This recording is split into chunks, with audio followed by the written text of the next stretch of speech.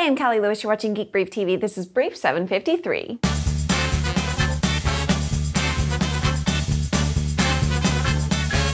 Sometimes I'm skeptical about a product, but the idea behind it is interesting enough to take a further look at. The BenQ E1260 is one of those products. It's a camera with HDR technology built in. HDR stands for High Dynamic Range. You take a series of raw photos, at least 3, at different shutter speeds, then join the pictures together in post-processing. The goal is to get a more vibrant picture than you can otherwise with a single picture taken in automatic mode. The BenQ E1260 takes the post-processing out of the equation and attempts to bring it all together in one shot. It doesn't do RAW, so you won't have the ability to adjust afterwards. HDR can sometimes be very beautiful, or it can be very dramatic and unpleasant to some people. With this camera, it looks like you don't have any control of how vibrant the photo is, so who knows what your photos will look like, but it's a very interesting concept. Can we get gorgeous HDR photos with a camera that does it automatically, or is it at least a step in the right direction? That remains to be seen. In the meantime, if you want to know more about HDR photography, take a look at stuckincustoms.com where Trey Ratcliffe gets it right. This is kind of cool for a limited number of people and some of you thinking about the future of Android gaming. Ryan Frawley has written an Android app called Wii Controller Demo. It doesn't do a lot, but it suggests a lot of possibility. The app lets you pair an Android phone with a Wiimote via Bluetooth and log movements on the display. Ryan wants to allow other developers to use the app to control actual games. You can download it for free, or if you really like the idea, you can pay $1 for it to encourage Ryan to keep working on it. If you're a Nokia user, or might be one day, you'll love this. They just announced Own Voice for OV Maps. It allows you to record your own voice and put it in the system so you're hearing you when you get your navigation instructions. It might sound vain, but you could have your boyfriend or girlfriend record the voice for you, or perhaps Jeff Smith. It's probably better than listening to the robotic voices that seem to get really mad at you when you don't make the right turn. Instead of recalculating, you could hear the love of your life say, "Aw, sweetie, you missed that turn. I'm gonna recalculate this for you, okay?"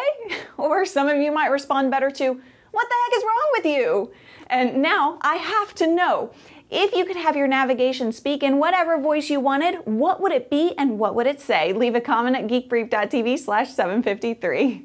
How many times have you wished you could unlock a door with a secret knock instead of a key? Okay, well, maybe not a lot of us have actually thought to think that, but what if you could? Wouldn't you want to be able to? Steve Hofer made it possible. He posted this a few months ago, but I doubt most of you have seen it. I hadn't until yesterday. He created a gadget that attaches to the door and detects the tone and beat of a knock, so you have to get it perfectly. If you get the knock right, the door magically opens. If you don't, no luck.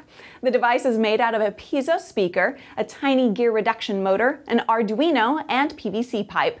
Now, you don't have to hand your friends over the keys, and if you lose your keys, no worries at all. Take a look.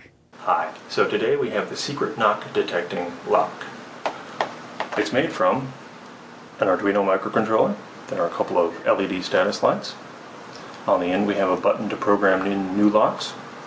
And on the bottom, where all the business takes place, we have a clamp that goes around the deadbolt that's connected to the D shaft on a small gear motor, and our piezoelectric detector that's on a little spring that pushes firmly up against the door so it can detect locks. Let's see it in action.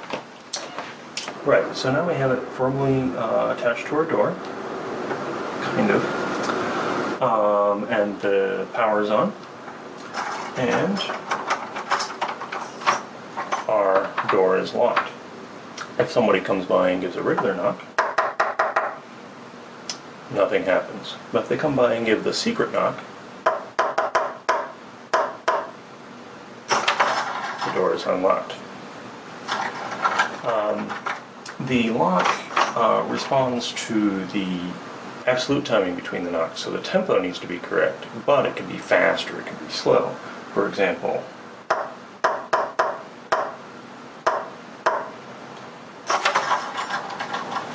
but it won't respond even to a reasonably similar knock.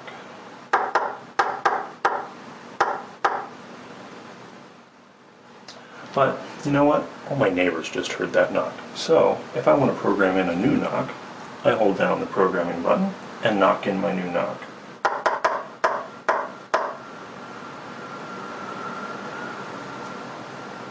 the status lights played back by knock to make sure it heard correctly. So now shaving a haircut